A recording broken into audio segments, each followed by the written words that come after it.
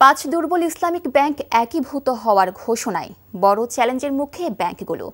এতে প্রায় শূন্যের কোটায় ঠেকেছে আমানত জমার পরিমাণ, বেড়েছে উত্তোলনের হার। আর ব্যাংকগুলোর কর্মীরা দিন কাটাচ্ছেন ছাঁটাই আতঙ্কে। এদিকে বাংলাদেশ ব্যাংক জানিয়েছে দুর্বল ব্যাংকগুলো একীভূত হতে আরও কিছুটা সময় লাগবে। সেলিম মালিকের রিপোর্ট। গত জুনের মাঝামাঝি সময় কেন্দ্রীয় ব্যাংকের পক্ষ থেকে জানানো হয় ফার্স্ট সিকিউরিটি, গ্লোবাল ইসলামী, ইউনিয়ন সোশ্যাল ইসলামী এবং এক্সিম এই 5 ইসলামিক ব্যাংক একীভূত করা হবে। এমন খবরে চাঞ্চল্য তৈরি হয় ব্যাংক পাড়ায়। ব্যাংক একীভূতের ঘোষণার পর পরিস্থিতি আরও খারাপ হয়েছে 5 ব্যাংকের। সোশ্যাল ইসলামিক ব্যাংকের এই কর্মকর্তা জানালেন, গেল প্রায় আড়াই মাসে আরও কমেছে আমানত, বেড়েছে উত্তোলন। তো ঠিক ঈদুল আজহার ছুটি শুরু হওয়ার পূর্ব মুহূর্তে বাংলাদেশ ব্যাংক থেকে ঘোষণা দেওয়া হলো যে 5টা ব্যাংক মার্জ করা হবে। এই মার্জার নিউজের পরে মানুষের মাঝে একটা আতঙ্ক ছড়িয়ে গেছে। ছুটি শেষ হওয়ার পরে যখন লেনদেন শুরু হলো, তখন জমার চেয়ে উত্তোলনের পরিমাণটা একটু বেশি হতে লাগলো। গ্র্যাজুয়ালি জমার পরিমাণটা আরও কমে এসেছে। এমন বাস্তবতার মধ্যে ব্যাংকগুলো আরও দুর্বল হওয়ার পাশাপাশি ছাঁটাই আতঙ্কে দুর্বল হয়ে পড়েছে কর্মীদের মনোবল। তাদের মাঝে একটা চাপা কিছুটা আতঙ্ক আছে যে কি হবে না হবে। স্বাভাবিক, সবাই এখানে দীর্ঘদিন চাকরি করে, এই চাকরির উপরেই তাদের পরিবার নির্ভরশীল। আর কতদিন পর একসঙ্গে যাত্রা শুরু হবে এই 5 ব্যাংকের? কেন্দ্র ব্যাংকের উপমুখপাত্র জানালেন, সময় লাগবে আরও কিছুটা। 6 মাসের মধ্যে হয়তো একটা পুরো প্রক্রিয়া শেষ হবে এরকম, কিন্তু নীতিগত সিদ্ধান্তটা নেওয়াটা হচ্ছে সবচেয়ে বড় বিষয়, এবং সাপোর্টটা, বাজেট সাপোর্টটা আমরা কিভাবে পাবো।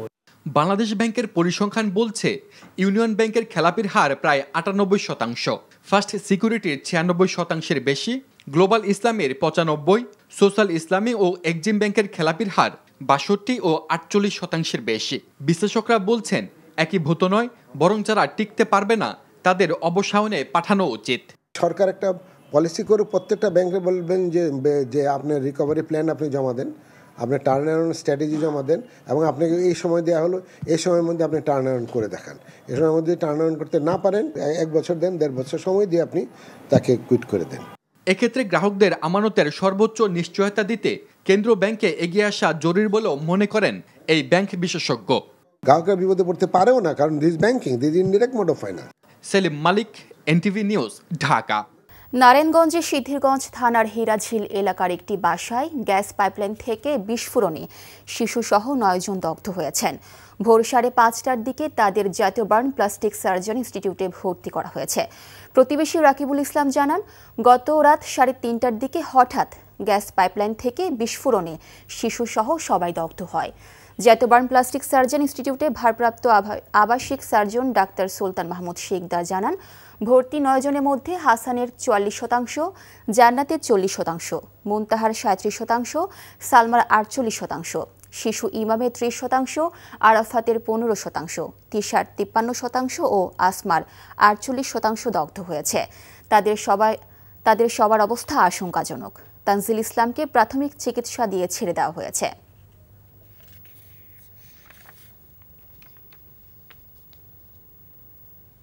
ভারী বর্ষণ আর ফারাক্কার বিরূপ প্রভাবে ভারতের উজান থেকে নেমে আসা পানিতে প্রায় 1 মাস ধরে পানিবন্দী কুষ্টিয়ার দৌলতপুর উপজেলার নদী তীরবর্তী 4টি ইউনিয়নের অন্তত 60,000 মানুষ। খাদ্য সংকটের পাশাপাশি বন্যা কবলিত এলাকায় দেখা দিয়েছে ডায়রিয়া সহ নানা রকম পানিবাহিত রোগ। বন্ধ রয়েছে এই অঞ্চলের 21টি শিক্ষা প্রতিষ্ঠান। কুষ্টিয়া প্রতিনিধি সাবিনা ইয়াসমিন শ্যামলীর পাঠানো রিপোর্ট, ছবি তুলেছেন মোহাম্মদ আশিফুজ্জামান। কুষ্টিয়ার দৌলতপুর উপজেলার চিলমারি ও রামকৃষ্ণপুর ইউনিয়নের চারদিকে এখন শুধু থই থই পানি। এই দুটি ইউনিয়নের 36টি গ্রামের 50,000-এরও বেশি মানুষ পানিবন্দী অবস্থায় রয়েছেন। কারো ঘরে হাঁটু পানি, আবার কেউ বুক সমান পানির মধ্যে মানবেতর জীবনযাপন করছেন। বন্যা কবলিত এলাকায় দেখা দিয়েছে চরম খাদ্য সংকট, পাশাপাশি ডায়রিয়া সহ নানা রকম পানিবাহিত রোগে ভুগছেন তারা। যোগাযোগ ব্যবস্থা বিচ্ছিন্ন হওয়ায় চরাঞ্চলের 21টি প্রাথমিক বিদ্যালয়ের শিক্ষা কার্যক্রম বন্ধ রয়েছে। খাওয়া দাওয়া আমাদের ঘরে নাই, সেরকম নিয়ে আনা কষ্ট হচ্ছে, খুব চুলায় পানি উঠে গেছে, আমরা খুব কষ্টে আছি। সরকার সাহায্য করে, বাঁচায়, তাহলে বাঁচাবো। সরকার কি দিব, সেটা হেই জানে। চলাফেরা খুবই কষ্ট, রাস্তাঘাট অতি তাড়াতাড়ি আমাদের একটু ভালো করার দরকার। অসুখ বিসুখ হলে কোনো ডাক্তারের ব্যবস্থা নাই, কোনো কিছু নাই। গবাদি পশু নিয়ে খুব কষ্টে আছি, রান্নাবান্নার খুব কষ্টে। উপজেলার রামকৃষ্ণপুর ও চিলমারি ছাড়াও পার্শ্ববর্তী মরিচা ও ফিলিপনগর ইউনিয়নেরও বেশ কিছু অংশ বন্যার কবলে পড়েছে। অতি দ্রুত পানিবন্দী মানুষের জন্য সরকারি সহায়তা চেয়েছেন জনপ্রতিনিধিরা। ধান, সবজি সব বন্যার পানিতে ডুবে গেছে। ডুবে যাওয়ার কারণে চাষিদের অবস্থা করুণ অবস্থা। তাই সরকারের কাছে আমার ইউনিয়নের পক্ষ থেকে আকুল আবেদন এই যে আমাদের জনগণের কথা, অবস্থার কথা বিবেচনা করে প্রয়োজনীয় ব্যবস্থা করার জন্য আমি বিনীতভাবে আবেদন করছি। প্রশাসনের পাশাপাশি বন্যা কবলিত এলাকা পরিদর্শন করে বিএনপির ভারপ্রাপ্ত চেয়ারম্যান তারেক রহমানের পক্ষ থেকে বন্যার্তদের মাঝে খাদ্য সামগ্রী বিতরণ করেছে স্থানীয় বিএনপি। এখানে সবচেয়ে বড় সমস্যা হচ্ছে স্বাস্থ্যসেবা, একটা বড় সমস্যা। এখানে একটি হাসপাতাল ছিল যেটা পদ্মা নদীগর্ভে চলে গেছে, এখন পদ্মা বহু দূরে চলে গেছে। যদি আগামীতে বিএনপি ক্ষমতায় আসে এখানে একটি হাসপাতাল করার চেষ্টা করা হবে। বন্যা কবলিত অসহায় মানুষের পাশে দাঁড়াতে সরকার সহ বিত্তবানদের এগিয়ে আসার আহ্বান ভুক্তভোগীদের। NTV news desk. পাকিস্তানের উপপ্রধানমন্ত্রী ও পররাষ্ট্রমন্ত্রী ইসহাক দার আজ 2 দিনের সফরে ঢাকায় আসছেন। দ্বিপক্ষীয় এই সফরে 5 থেকে 6টি চুক্তি ও সমঝোতা স্মারক সইয়ের কথা রয়েছে। পররাষ্ট্র মন্ত্রণালয়ের কর্মকর্তারা জানিয়েছেন, সফরের দ্বিতীয় দিন রোববার পাকিস্তানের পররাষ্ট্রমন্ত্রীর মূল বৈঠকটি হবে পররাষ্ট্র উপদেষ্টা মোহাম্মদ তৌহিদ হোসেনের সঙ্গে। বৈঠকে ব্যবসা, বিনিয়োগ, সংযুক্তি নানা পর্যায়ে 2 দেশের লোকজনের চলাচল সুগম করা সহ দ্বিপক্ষীয় নানা বিষয় আলোচনা হবে। রোববার বিকেলে অন্তর্বর্তী সরকারের প্রধান উপদেষ্টা ডক্টর মোহাম্মদ ইউনূসের সঙ্গে সৌজন্য সাক্ষাৎ করবেন ইসহাক দার। কূটনৈতিক সূত্র জানায়, ঢাকা সফরকালে ইসহাক দার বাংলাদেশের রাজনৈতিক নেতাদের সঙ্গে মত বিনিময় করতে পারেন। প্রধান নির্বাচন কমিশনার এএমএম নাসির উদ্দিন বলেছেন, জাতীয় নির্বাচনের ভোটার তালিকা হালনাগাদ হয়ে গেছে। খসড়া সীমানা নির্ধারণ নিয়ে রোববার থেকে শুনানি চলবে। বৃহস্পতিবারের মধ্যে শুনানি শেষ করার পর নির্বাচনী রোডম্যাপ ঘোষণা করা হবে। সকালে ত্রয়োদশ জাতীয় নির্বাচন উপলক্ষে রাজশাহীর অঞ্চলের নির্বাচন কর্মকর্তাদের সাথে মতবিনিময় সভার আগে সাংবাদিকদের কাছে তিনি এসব কথা বলেন। সিইসি বলেন, যারা ভোট কেন্দ্র কিংবা ব্যালট বক্স দখল করার স্বপ্ন দেখছেন তাদের স্বপ্ন এবার ভঙ্গ হবে। ভোট কেন্দ্র দখল করলে পুরো আসনের ভোট বাতিল করা হবে। নির্বাচনকালে সেনাবাহিনী সহ অন্যান্য বাহিনীকে আইনশৃঙ্খলা বাহিনীর সদস্য হিসেবে অন্তর্ভুক্ত করার কাজ চলছে। ফলে সেনাবাহিনী আইনশৃঙ্খলা রক্ষায় সব ধরনের ব্যবস্থা নিতে পারবে। পিআর পদ্ধতি প্রসঙ্গে প্রধান নির্বাচন কমিশনার বলেন, এটা নিয়ে তর্ক বিতর্ক চলছে রাজনৈতিক দলগুলোর মধ্যে। কমিশন এর মধ্যে ঢুকতে চায় না। শুনানির বিষয় আছে, তারপরও চেষ্টা করবো এটা আমরা কিভাবে কোন কাজটা কোন সময় শেষ করব, এরকম একটা প্ল্যানিং। এই কর্মপরিকল্পনাটাকে অনেকে রুট ম্যাপ বলতে চায়, টার্গেট টাইম লাইন, ওটাকে আপনারা রুট ম্যাপ বলছেন। আমি কিন্তু আমার মুখ দিয়ে রুট ম্যাপ আমি কোনো সময় বলি না। এটা আমাদের একটা কর্মপরিকল্পনা, এটা আমরা চেষ্টা করবো যে আগামী সপ্তাহের মধ্যে এটা ঘোষণা করতে চেষ্টা করবো ইনশাল্লাহ। আইন শৃঙ্খলা রক্ষাকারী বাহিনীকে আগামী নির্বাচনের দায়িত্ব পালনে উপযোগী করে গড়ে তোলা হচ্ছে বলে জানিয়েছেন স্বরাষ্ট্র উপদেষ্টা জাহাঙ্গীর আলম চৌধুরী। নির্বাচনের আগে সব অবৈধ অস্ত্র উদ্ধার করা সম্ভব হবে বলেও জানান তিনি। রাজধানীতে এক অনুষ্ঠান শেষে এসব কথা বলেন স্বরাষ্ট্র উপদেষ্টা। নির্বাচনের প্রস্তুতি যেভাবে নেওয়া দরকার আমরা ওইভাবেই প্রস্তুতি নিচ্ছি। আল্লাহ দিলে ফেব্রুয়ারি মাসে নির্বাচন করতে আমাদের কোনো ধরনের অসুবিধা হবে না। আমাদের চিফ অ্যাডভাইজার, মাননীয় চিফ অ্যাডভাইজার যে রোডম্যাপটা মানে ডেটটা বলে দিচ্ছে, আমার রোডম্যাপটা তো ইলেকশন কমিশন দিবে। আমরা ওইভাবে আমরা ইলেকশন করার জন্য প্রস্তুতি নিচ্ছি এবং আমরা ওই সময় পুরোভাবে প্রস্তুত থাকি। অস্ত্র উদ্ধারের ব্যাপারে অস্ত্র কিন্তু আজকেও কিন্তু অস্ত্র উদ্ধার হয়েছে। অস্ত্র এটা কিন্তু একটা চলমান প্রক্রিয়া, এটা কিন্তু ডেইলি অস্ত্র উদ্ধার হচ্ছে। ইলেকশনের আগে আমরা আশা করতেছি প্রায় অস্ত্রই আমরা উদ্ধার করে ফেলব।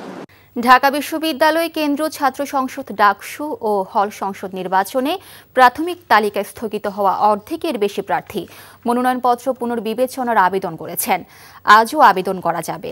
আগামীকাল সেসব আবেদন যাচাই বাছাই শেষে 26 তারিখ বৈধ প্রার্থীদের তালিকা প্রকাশ করবে নির্বাচন কমিশন। এই মুহূর্তে ঢাকা বিশ্ববিদ্যালয়ে আছেন আমাদের স্টাফ করেসপন্ডেন্ট নূর হোসেন। সরাসরি যাচ্ছি তার কাছে। নূর, ডাকসু নির্বাচনে আপনার কাছে আর কি তথ্য আছে আমাদের জানাবেন। প্রার্থীদের যাদের প্রার্থিতা বা মনোনয়নপত্র স্থগিত করা হয়েছে বা বাতিল করা হয়েছে, প্রাথমিক যে তালিকাটি প্রকাশ করা হয়েছে সেই তালিকার থেকে তারা আজও আবেদন করছেন এবং আজকে 11টা পর্যন্ত আমরা চিফ রিটার্নিং কর্মকর্তা যিনি রয়েছেন অধ্যাপক জসিমউদ্দিন, তার কাছ থেকে জানতে পেরেছি 5 জন শিক্ষার্থী আবেদন করেছে এবং এখন পর্যন্ত মোট 28 জন শিক্ষার্থী তাদের যে মনোনয়নপত্র বাতিল হয়েছে বা স্থগিত হয়েছে সেটি পুনর্বিবেচনার আবেদন করেছেন এবং নির্বাচন কমিশনার বা চিফ রিটার্নিং কর্মকর্তা জানিয়েছেন আগামীকালকে তাদের যে মনোনয়নপত্রগুলো রয়েছে যারা আবেদন করেছেন তাদের যে আবেদনগুলো রয়েছে সেগুলো যাচাই বাছাই করা হবে। এরপর যদি দেখা যায় যে ভুলগুলোর কারণে বা যেই ত্রুটির কারণে তাদের মনোনয়নপত্র স্থগিত করা হয়েছে সেগুলো সংশোধনযোগ্য বা সংশোধন করা সম্ভব হয়েছে, সেক্ষেত্রে তাদের হয়তো আবারও চূড়ান্ত যে প্রার্থী তালিকাটি আসবে 26 তারিখ, যার পরে হচ্ছে ডাকসুর যে মূল নির্বাচনী প্রচারণা বা মূল যে নির্বাচনী আয়োজন সেটি শুরু হবে, সেখানে চূড়ান্ত তালিকায় তাদের নাম আসতে পারে এমনটি আমাদেরকে নির্বাচন কমিশনার জানিয়েছেন। তবে আজকে এখনও প্রার্থীদের যে নির্বাচনী আচরণবিধি সেখানে স্পষ্ট বলা আছে কোনো ধরনের ক্যাম্পেইন করার আসলে সুযোগ এখনও নেই। 25 তারিখ পর্যন্ত কোনো ধরনের ক্যাম্পেইন করতে পারবেন না, ভোট চাইতে পারবেন না, ভোটারদের কাছে ওভাবে নির্বাচনী কোনো কাজে জড়াতে পারবে না। কিন্তু 26 তারিখে যখন প্রার্থিতা চূড়ান্তভাবে ঘোষণা করা হবে তারপর থেকেই সব প্রার্থীদের সঙ্গে ভোটারদের সঙ্গে দেখা করতে পারবেন, নির্বাচনী যে ক্যাম্পেইন, নির্বাচনী যে জনসংযোগ সেটি করতে পারবেন। তবে প্রার্থী যারা রয়েছেন তাদের অনেকের সঙ্গে আমাদের কথা হয়েছে, তারা এখনও বিভিন্ন হলে যাচ্ছেন, সেখানকার সাধারণ শিক্ষার্থী যারা রয়েছেন তাদের সঙ্গে কুশল বিনিময় করছেন এবং তাদের যে চাওয়া সেটি জানতে চাচ্ছেন। জানছিলাম ডাকসু নির্বাচনের খবর। 2 দফা উপাচার্য পরিবর্তনের পরও স্বাভাবিক শিক্ষা কার্যক্রমে ফিরতে পারেনি খুলনা প্রকৌশল ও প্রযুক্তি বিশ্ববিদ্যালয় কুয়েট। 24 জুলাই অধ্যাপক ডক্টর মাকসুদ হেলালিকে নতুন ভিসি নিয়োগ দেওয়ার পর শিক্ষকরা আন্দোলন স্থগিত করে ক্লাসে যাবার ঘোষণা দিয়েছিলেন।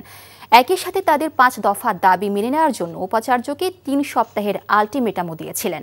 উপাচার্য দাবি পূরণের আশ্বাস দিলেও তা বাস্তবায়নে কোনো পদক্ষেপ না নেওয়ায় আবারও আন্দোলনে নেমেছেন শিক্ষকরা। আজিজুল ইসলামের ক্যামেরায় খুলনা থেকে মোহাম্মদ আবু তৈয়বের পাঠানো রিপোর্ট। খুলনা প্রকৌশল ও প্রযুক্তি বিশ্ববিদ্যালয় ছিল রাজনীতি ও সেশনজট মুক্ত। নির্ধারিত সময়ে শিক্ষার্থীরা তাদের শিক্ষা জীবন শেষ করতে পারতেন। আওয়ামী লীগ সরকার ক্ষমতায় আসার পর সবকিছু যেন পরিবর্তন হয়ে যায়। শুরু হয় ছাত্র রাজনীতি। ছাত্রদের ভিড়ে ঢুকে পড়ে ছাত্রলীগের কার্যক্রম, চলে তাদের একচ্ছত্র আধিপত্য। ছাত্রলীগ নেতাদের টেন্ডারবাজি ছিল ভয়াবহ, তাদের কাছে প্রশাসন ছিল অসহায়। স্বৈরাচারের পতনের পর পাল্টে যায় সব দৃশ্যপট। কুয়েটের জ্যেষ্ঠ শিক্ষক প্রফেসর ডক্টর মোহাম্মদ মাসুদকে উপাচার্য হিসাবে নিয়োগ দেওয়া হয়। তিনি ডিসেম্বরের মাসে অবৈধ উপায়ে নিয়োগ ও পদোন্নতি পাওয়া 5 শিক্ষক সহ 2 সাবেক ভিসিকে সাময়িক বরখাস্ত করেন। ফেব্রুয়ারি মাসের 3 তারিখে কুয়েটের ছাত্রলীগ নেতা সহ 10 জন শিক্ষার্থীর ছাত্রত্ব বাতিল ও বহিষ্কার করেন। 18 ফেব্রুয়ারি 2 দল ছাত্র ও বহিরাগতদের মধ্যে সংঘর্ষ হয়। এই সংঘর্ষ থামাতে গিয়ে VC professor doctor Mohammad Masud সহ কয়েকজন শিক্ষক ছাত্রদের হাতে নাজেহাল হন। নতুন ভিসি যোগদান করার পর আবারও অস্থির হয়ে উঠেছে ক্যাম্পাস। অনেকের ভিসা পর্যন্ত হয়ে গেছে, কিন্তু তারা পরীক্ষা দিতে না পারায় আটকে থাকার কারণে তারা যাইতে পারছে না। আমরা দ্রুততম সময়ে আমাদের এই প্রাণের ক্যাম্পাসের স্থবিরতা নিরসন হোক, এটাও চাই। শিক্ষক লাঞ্ছিতের ঘটনায় অভিযুক্তদের দ্রুত বিচার দাবি করেছেন শিক্ষক সমিতির সাধারণ সম্পাদক। আমরা এই গত 3 সপ্তাহে কোনো রকম সন্তোষজনক কোনো অগ্রগতি এ বিষয়ে পরিলক্ষিত হয়নি। উপরন্তু এখন উনি কথা বলতে গেলে জিজ্ঞাসা জানতে চাইলে যেগুলো বলছেন সেগুলো অনেকটা দায়সারা। ক্যাম্পাসে নতুন করে ষড়যন্ত্র হচ্ছে বলে মনে করছেন স্থানীয় রাজনীতিবিদরা। একটা শান্ত ক্যাম্পাসকে আবার নতুন করে অশান্ত না করা হয়, সেই শান্ত ক্যাম্পাসটা যেন শান্ত থাকে। শিক্ষক এবং ছাত্ররা সহাবস্থানের মধ্য দিয়ে ক্যাম্পাসের রাজনৈতিক শিক্ষা জীবন কারো ধ্বংস না হয়ে যায়। শিক্ষকদের অভিযোগের বিষয়টি খতিয়ে দেখার আশ্বাস দেন নতুন উপাচার্য। আপনি কি তদন্ত কমিটি দেখছেন? তদন্ত কমিটি কি আছে না আছে জানি না। আমরা কিভাবে ডিসিশন দেবো? সিন্ডিকেট একটা লাইনও পড়ে নাই, একটা ওপেন করে নেয়। তারা কইছে যে কি ভিত্তিতে কইছে আই ডোন্ট নো। কুয়েট রাজনীতি মুক্ত হবে এমনটা চাইছেন সাধারণ শিক্ষার্থীরা। NTV news desk. সুষ্ঠু নির্বাচন এবং জনপ্রতিনিধিত্বমূলক সরকার গঠন করতে পারলেই জনগণের কাছে জবাবদিহিতামূলক ব্যবস্থা তৈরি সম্ভব বলে মন্তব্য করেছেন বিএনপি মহাসচিব মির্জা ফখরুল ইসলাম আলমগীর। সকালে জাতীয় প্রেস ক্লাবে অর্পণ আলোক সংঘ আয়োজিত আলোচনা সভায় এমন মন্তব্য করেন তিনি। বলেন, বর্তমান সময়ে এসে আর বিপ্লব সম্ভব না, কল্যাণমূলক রাষ্ট্রের দিকে যেতে হবে, যাতে করে ন্যূনতম সুবিচার এবং নাগরিকদের মৌলিক চাহিদা নিশ্চিত হয়। আর সংস্কার প্রশ্নে বলেন, বিচ্ছিন্নভাবে জোড়াতালি দিয়ে কোনো কিছু হবে না, সুনির্দিষ্ট লক্ষ্য উদ্দেশ্য নিয়ে এগিয়ে যেতে হবে। এ সময় বিএনপি মহাসচিব আরও বলেন, বর্তমানে এসে হতাশ হতে হচ্ছে, কারণ যখন বৈষম্য দূর করার চিন্তা করা হচ্ছে তখন উগ্রবাদ ছড়িয়ে দেওয়ার চেষ্টা করা হচ্ছে। আমি যে একটা সুষ্ঠু নির্বাচন করতে পারি, সুষ্ঠু নির্বাচন করে আমি যদি ইউনিয়ন পরিষদ, উপজেলা পরিষদ, পার্লামেন্ট গঠন করতে পারি, তাহলে সেখানে আমি জনগণের কাছে জবাবদিহিতামূলক একটা ব্যবস্থা তৈরি করতে পারবো। সেটাই হবে আমাদের। আমি মনে করি আপাতত এটা একটা ভালো পথ ধরবে, যেখানে আমি হয়তো কিছুটা সমস্যার সমাধান করতে পারবো।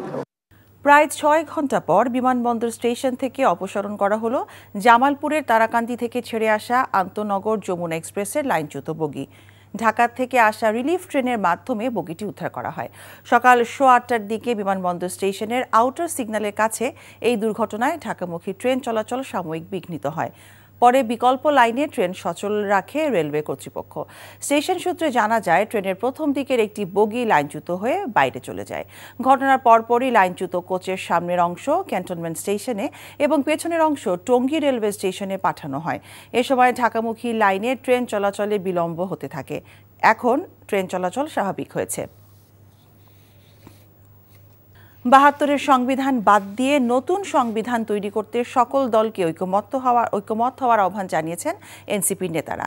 একই সাথে গণপরিষদ নির্বাচনের মাধ্যমে নতুন সংবিধান তৈরি করে জাতীয় নির্বাচন করার আহ্বান তাদের। আজ দলটির কেন্দ্রীয় কার্যালয়ে সংবাদ সম্মেলনে বক্তারা বলেন, মুজিববাদী সংবিধানে নির্বাচন হলে আগের মতো ফ্যাসিবাদী কাঠামো থেকে যাবে, যা ২৪-এর গণ অভ্যুত্থানের আকাঙ্ক্ষার সাথে সাংঘর্ষিক। বিএনপি জুলাই সনদের সংস্কার প্রস্তাবনা কতটা মন থেকে গ্রহণ করেছে তা নিয়ে প্রশ্ন তুলেছে জাতীয় নাগরিক পার্টি। একই সাথে নতুন সংবিধান তৈরি করে সংস্কার প্রস্তাবনাগুলো যুক্ত করলে জুলাই আকাঙ্ক্ষা বাস্তবায়ন হবে। জুলাই সনদের আইনি ভিত্তি না দিলে তাতে স্বাক্ষর করবে না এনসিপি। যদি জুলাই সনদের আইনি ভিত্তি না দেওয়া হয়, জুলাই সনদকে যদি বাস্তবায়ন করা না হয়, জুলাই সনদকে সংবিধানে অন্তর্ভুক্ত করার জন্য গণপরিষদ নির্বাচনের মধ্য দিয়ে নতুন সংবিধানের প্রস্তাবনা যদি কমিশনের তরফ থেকে জানানো না হয়, তাহলে সেই সনদ বাংলাদেশের মানুষের মুক্তির আকাঙ্ক্ষাকে ধারণ করতে ব্যর্থ হবে বলেই আমাদের কাছে মনে হয়। এবং সেই ব্যর্থ কোনো সনদে জাতীয় নাগরিক পার্টি এনসিপি স্বাক্ষর করার কোনো অর্থ থাকে না। দেশে গত ২৪ ঘন্টায় ডেঙ্গুতে আক্রান্ত হয়ে আরও ১৭৩ জন হাসপাতালে ভর্তি হয়েছেন। এ সময় ডেঙ্গুতে কারো মৃত্যু হয়নি। স্বাস্থ্য দপ্তরের হেলথ ইমার্জেন্সি অপারেশন সেন্টার এবং কন্ট্রোল রুম থেকে পাঠানো এক সংবাদ বিজ্ঞপ্তিতে এই তথ্য জানানো হয়েছে। বিজ্ঞপ্তিতে জানানো হয়েছে, গত ২৪ ঘন্টায় ডেঙ্গুতে আক্রান্ত হয়ে হাসপাতালে ভর্তি হয়েছেন মোট ১৭৩ জন রোগী। এর মধ্যে ঢাকা মহানগরের বিভিন্ন হাসপাতালে ভর্তি হয়েছেন ৪১ জন, ঢাকা বিভাগের সিটি কর্পোরেশনের বাইরে ২৫ জন, চট্টগ্রাম বিভাগে ২৩ জন, বরিশাল বিভাগে ২৯ জন, খুলনা বিভাগে ১০ জন, রাজশাহী বিভাগে ১৪ জন, রংপুর বিভাগে ২৭ জন এবং ময়মনসিংহ বিভাগে ৪ জন। স্বাস্থ্য দপ্তরের তথ্য অনুযায়ী চলতি বছরের জানুয়ারি থেকে এখন পর্যন্ত ডেঙ্গুতে আক্রান্ত হয়ে মোট ২৭,৯৫৫ জন রোগী হাসপাতালে ভর্তি হয়েছেন। এ সময় এই রোগে ১১০ জনের মৃত্যু হয়েছে। মৃতদের মধ্যে ৬৪ জন পুরুষ এবং ৪৬ জন নারী। আসন্ন জাতীয় সংসদ নির্বাচনে চ্যালেঞ্জ মোকাবেলায় নতুন করে ১,৮০,০০০ আনসার সদস্যকে প্রশিক্ষণ দিয়ে তৈরি করা হয়েছে বলে জানিয়েছেন বাংলাদেশ আনসার এবং গ্রাম প্রতিরক্ষা বাহিনী মহাপরিচালক মেজর জেনারেল আব্দুল মোতালেব সাজ্জাদ মাহমুদ। দুপুরে গাজীপুরের আনসার একাডেমিতে আয়োজিত সাধারণ আনসার প্রশিক্ষণ ৫ম ধাপের সমাপনী অনুষ্ঠানে তিনি একথা বলেন। মহাপরিচালক বলেন, নির্বাচনে মোবাইল অ্যাপ্লিকেশনের মাধ্যমে প্রতিটি ভোট কেন্দ্রে আনসার সদস্যদের সাথে সার্বক্ষণিক যোগাযোগ থাকবে। নাশকতার চেষ্টা করা হলে তাদের বিরুদ্ধে তাৎক্ষণিক ব্যবস্থা গ্রহণ করা হবে। দুইটি দল পিআর পদ্ধতিতে নির্বাচন দাবি করে ষড়যন্ত্র শুরু করেছে বলে মন্তব্য করেছেন বিএনপির সিনিয়র যুগ্ম মহাসচিব রুহুল কবির রিজভী আহমেদ। দুপুরে শহরের ট্যাঙ্কের পাড় মাঠে ব্রাহ্মণবাড়িয়া জেলা বিএনপির উদ্যোগে আয়োজিত সদস্য নবায়ন এবং সংগ্রহ কর্মসূচির উদ্বোধনী অনুষ্ঠানে তিনি কথা বলেন। রিজভী বলেন, যারা গণতন্ত্রের গলায় পা দিয়ে শ্বাসরুদ্ধ করে রেখেছিল তারা বিএনপির সদস্য হতে পারবে না। নির্বাচন যেন প্রলম্বিত না হয়, নির্বাচন যাতে দীর্ঘায়িত না হয় এই কথা বারবার বলে এসছে, কিন্তু উদ্দেশ্য প্রণোদিত কেউ কেউ কেন কি কারণে নির্বাচন পেছানোর কথা বলেন, বিলম্বিত করার কথা বলেন। এই উদ্দেশ্য আমরা জানি, এটা কেন এই উদ্দেশ্য। সিলেটের সাদা পাথর লুটপাট এবং সংশ্লিষ্ট ঘটনায় বিজিবির দায়িত্বে অবহেলা আছে কিনা তা তদন্ত করছে সদর দপ্তরের উচ্চ পর্যায়ের তদন্ত কমিটি। ১৯ BGB CO lieutenant colonel Mohammad Zubair Anwar জানান, লালাখাল এলাকায় টহল কার্যক্রম শেষে সাংবাদিকদের প্রশ্নের জবাবে তিনি একথা বলেন। ১৯ বিজিবি সিও দাবি করেন, সাদা পাথর লুটপাটে জড়িয়ে বিজিবি সম্পর্কে অপতথ্য প্রচার হচ্ছে। সাম্প্রতিক লুটপাটের পর বিজিবি সংশ্লিষ্ট এলাকাগুলোতে জনবল বৃদ্ধি সহ গোয়েন্দা নজরদারি বাড়ানো হয়েছে বলেও জানান তিনি। তো আমাদের বিজিবি সদর দপ্তর থেকে একটি তদন্ত কমিটি গঠন করা হয়েছে, যেই বিষয়গুলো এখানে আসছে সেগুলোকে খতিয়ে দেখার জন্য এবং কারো সংশ্লিষ্টতা আছে কিনা বিজিবির কোনো সদস্যের। আমি শতভাগ নিশ্চিত যে এইভাবে আমরা ইনশাল্লাহ নিশ্চিত হব যে আমাদের এই ধরনের যে অভিযান পরিচালনা করা হয়েছে তাতে আমাদের যেভাবে আহত হয়েছে ভবিষ্যতে আশা করি এই বাহিনীর সুনাম অক্ষুণ্ণ থাকবে। এদিকে বিএনপি ভারপ্রাপ্ত চেয়ারম্যান তারেক রহমানের নির্দেশে দৌলতপুরে বন্যা দুর্গত অসহায় মানুষের মাঝে খাদ্য সামগ্রী বিতরণ করেছে ঢাকা উত্তর মহানগর যুব দলের আহ্বায়ক শরীফউদ্দিন জুয়েল। সকালে উপজেলার রামকৃষ্ণপুর এবং চিলমারি ইউনিয়নের বেশ কয়েকটি এলাকায় বন্যায় ক্ষতিগ্রস্ত বানভাসী পরিবারের মাঝে চাউল এবং শুকনা খাবার বিতরণ করা হয়। এ সময় কেন্দ্রীয় ছাত্রদলের যুগ্ম সাধারণ সম্পাদক দেওয়ান সাইদুল ইসলাম পলাশ, জেলা ছাত্রদলের সদস্য সচিব খন্দকার তসলিম উদ্দিন নিশাদ সহ বিভিন্ন পর্যায়ের নেতারা উপস্থিত ছিলেন। সরকার ইজিপির মাধ্যমে হাসপাতালগুলো সরঞ্জামাদি ক্রয় করার সিদ্ধান্ত নিয়েছে বলে জানিয়েছেন স্বাস্থ্য ও পরিবার কল্যাণ উপদেষ্টা নূরজাহান বেগম। দুপুরে রংপুর মেডিকেল কলেজ হাসপাতাল পরিদর্শনে গিয়ে তিনি এসব কথা বলেন। উপদেষ্টা জানান, হাসপাতালগুলোর স্বাস্থ্য সেবার মান ফেরাতে বিশেষ নজর রয়েছে স্বাস্থ্য বিভাগের। একই সাথে রংপুর মেডিকেল কলেজ হাসপাতালে চাহিদা অনুযায়ী চিকিৎসক, নার্স সহ জনবল নিয়োগের পদক্ষেপ গ্রহণ করার কথা জানান তিনি। ৯ বছর পর অনুষ্ঠিত হচ্ছে জামালপুর জেলা বিএনপির ত্রিবার্ষিক সম্মেলন। শহরের বেলটিয়া এলাকার স্থানীয় একটি মাঠে দুপুরে জেলা বিএনপি এই ত্রিবার্ষিক সম্মেলন শুরু হয়। সম্মেলনের প্রধান অতিথি হিসেবে উপস্থিত রয়েছেন বিএনপির জাতীয় স্থায়ী কমিটির সদস্য ইকবাল হাসান মাহমুদ টুকু। এবারের সম্মেলনে ৭টি উপজেলা এবং ৮টি পৌর শাখা বিএনপির ১,৫১৫ জন কাউন্সিলর সহ কয়েক হাজার নেতাকর্মী অংশ নিয়েছে। সুনামগঞ্জের ধর্মপাশায় ঝড়ের কবলে পড়ে নৌকাডুবির ঘটনায় ২ জন নিখোঁজ রয়েছেন। নিখোঁজ শামসুদ্দিন সদর ইউনিয়নের কেশবপুর গ্রামের আর নুসরাত কান্দাপাড়া গ্রামের বাসিন্দা। পুলিশ জানায়, সকালে কান্দাপাড়া থেকে জয়শ্রী ইউনিয়নের মহেশপুরে যাবার উদ্দেশ্যে নৌকার চালক সহ ৭ জন কনে দেখতে রওনা হয়। হঠাৎ ঝড় শুরু হলে নৌকা ডুবে যায়। হাওরে থাকা অন্য নৌকার মাঝিরা এসে ৫ জনকে জীবিত উদ্ধার করে। এদিকে মোংলা বন্দরের পশুর নদীতে বাল্কহেড থেকে পড়ে একজন নিখোঁজ হয়েছেন। লক্ষ্মীপুর সদর উপজেলার টুমচর ইউনিয়নের সংসদীয় আসন বিন্যাস নিয়ে পক্ষে বিপক্ষে মানববন্ধন কর্মসূচি পালন করেছে সর্বস্তরের জনগণ। সকালে প্রেস ক্লাবের সামনে ২টি মানববন্ধন সংশ্লিষ্ট ইউনিয়নের সর্বস্তরের জনগণের ব্যানারে অনুষ্ঠিত হয়। টুমচর ইউনিয়নকে লক্ষ্মীপুর ২ আসন থেকে সরিয়ে লক্ষ্মীপুর ৩ আসনে অন্তর্ভুক্ত করার জন্য একটি পক্ষ মানববন্ধন করে বিভিন্ন যুক্তি তুলে ধরেন। অপরদিকে টুমচর ও বশিকপুর ইউনিয়নকে লক্ষ্মীপুর ২ আসন থেকে সরিয়ে ৩ আসনে নেওয়ায় পাল্টা মানববন্ধন করেছে অপরপক্ষ।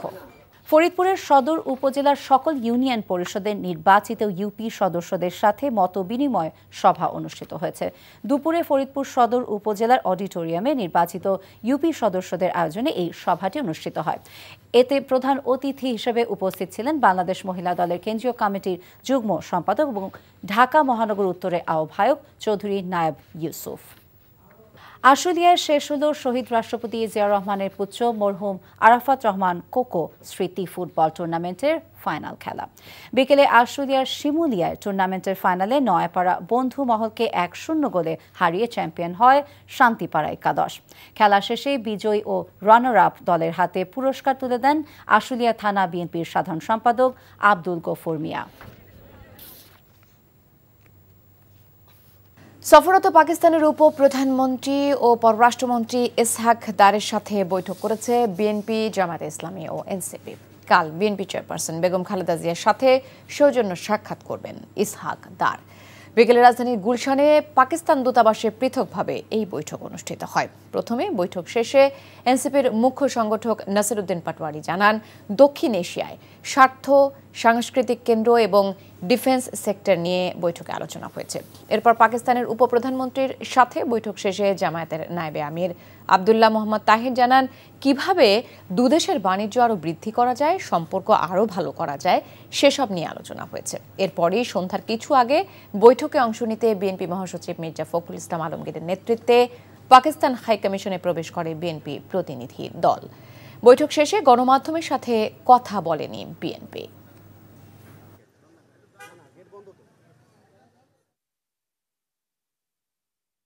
ভাতৃপ্রতি মুসলিম রাষ্ট্রের সাথে আরও কীভাবে এক্সচেঞ্জ বৃদ্ধি করা যায় এবং সার্ককে কীভাবে আরও অ্যাক্টিভ করা যায়, শক্তিশালী করা যায়, এসব বিষয়ে আমরা এখানে কথা বলেছিলাম।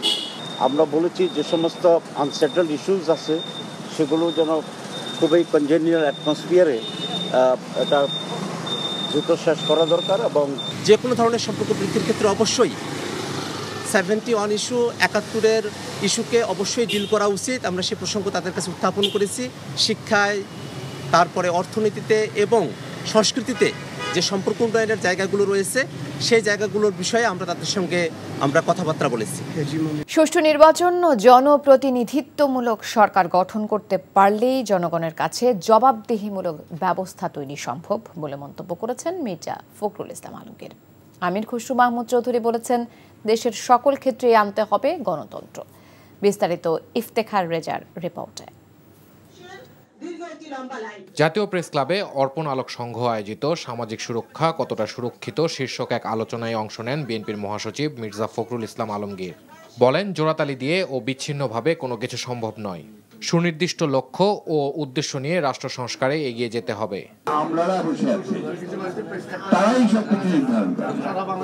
আমাদের উপদেষ্টা যারা দায়িত্ব পালন করছেন এখন অনেক ক্ষেত্রে তারা অসহায়, তারপরেও আমরা আশা করি যে তারা যেদিন যে চেষ্টা করেছেন সেই চেষ্টাটা নিয়ে যারা সংস্কারের যে কমিশনগুলো আছে তারা আমরা সবাই মিলে একটা শুরু করতে পারি, যে শুরুটা দিয়ে আমরা একটা ভবিষ্যৎ একটা বাংলাদেশ যেটা বৈষম্যহীন বাংলাদেশের দিকে আমরা এগিয়ে যেতে পারি। ঢাকা রিপোর্টার্স ইউনিটিতে জিয়াউর রহমান স্টাডি সার্কেল নামে একটি সংগঠন ফ্যাসিস্ট আমলে গণমাধ্যম, বর্তমান অবস্থা ও জনগণের প্রত্যাশা শীর্ষক আরেক আলোচনা সভায় বিএনপির সিনিয়র নেতা আমির খসরু মাহমুদ চৌধুরী বলেন, শুধু ভোটের মাধ্যমে গণতন্ত্র ফিরিয়ে আনলে হবে না, রাজনীতি, অর্থনীতি সহ দেশের প্রতিটি ক্ষেত্রে গণতন্ত্র ফিরিয়ে আনতে হবে। রাজনীতি শুধু গণতন্ত্রায়ন করলে চলবে না, আপনার অর্থনীতিকে গণতন্ত্রায়ন করতে হবে, আপনার মিডিয়াকে গণতন্ত্রায়ন করতে হবে। গণতন্ত্র খালি ভোট দিয়ে সরকার গঠন করলে হবে না, প্রত্যেকটি জায়গায় গণতন্ত্রের প্রতিফলন যদি ঘটাতে না পারে তাহলে গণতন্ত্র কাজ করবে। আপনি যদি অর্থনীতির গণতন্ত্রায়ন করতে না পারেন, দেশের সাধারণ মানুষ যদি অর্থনীতিতে অংশগ্রহণ করতে না পারে, আপনার রাজনীতি সফল হবে না, আপনার গণতন্ত্র সফল হবে না। অভ্যুত্থান পরবর্তী সুযোগ ভালোভাবে কাজে লাগিয়ে বৈষম্য কমিয়ে আনতে পারলে অভ্যুত্থানের মূল লক্ষ্য কিছুটা হলেও অর্জিত হবে বলে মন্তব্য করেন বক্তারা।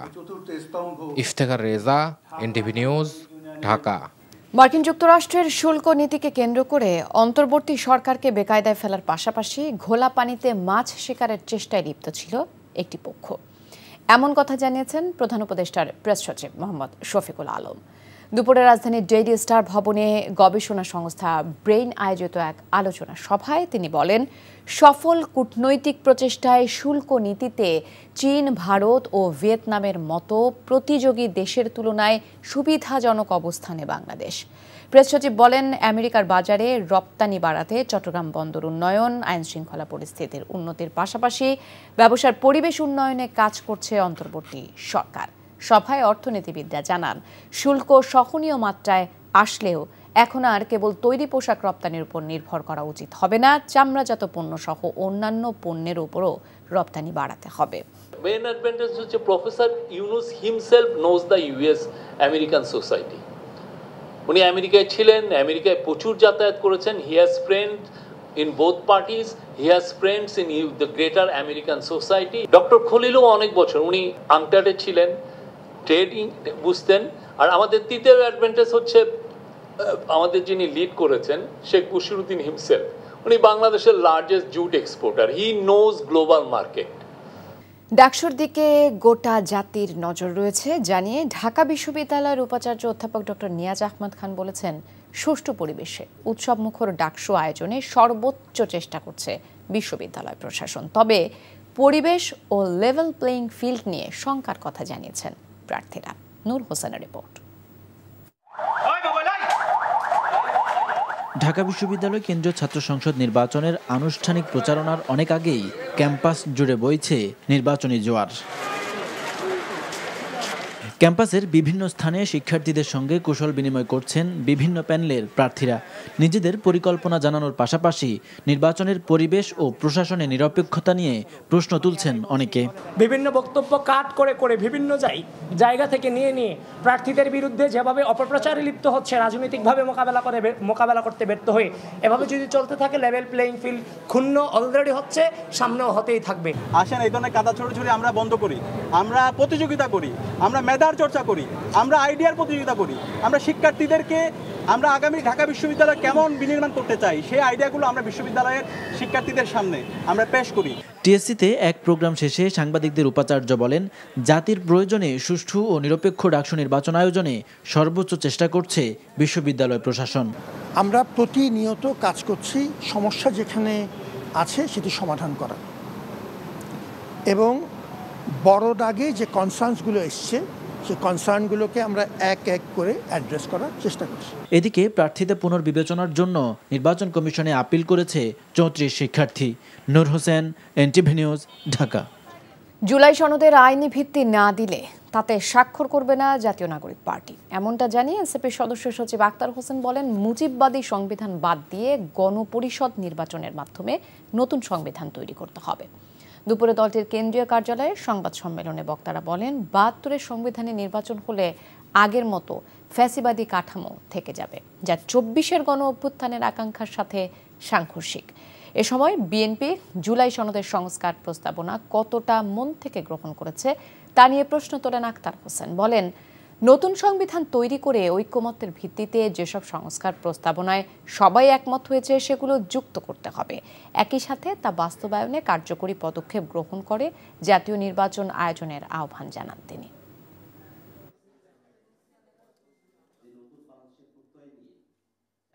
যদি জুলাই সনদের আইনি ভিত্তি না দেওয়া হয়, জুলাই সনদকে যদি বাস্তবায়ন করা না হয়, জুলাই সনদকে সংবিধানে অন্তর্ভুক্ত করার জন্য গণপরিষদ নির্বাচনের মধ্য দিয়ে নতুন সংবিধানের প্রস্তাবনা যদি কমিশনের তরফ থেকে জানানো না হয়, তাহলে সেই সনদ বাংলাদেশের মানুষের মুক্তির আকাঙ্ক্ষাকে ধারণ করতে ব্যর্থ হবে বলেই আমাদের কাছে মনে হয়। এবং সেই ব্যর্থ কোনো সনদে জাতীয় নাগরিক পার্টি এনসিপি স্বাক্ষর করার কোনো অর্থ থাকে না।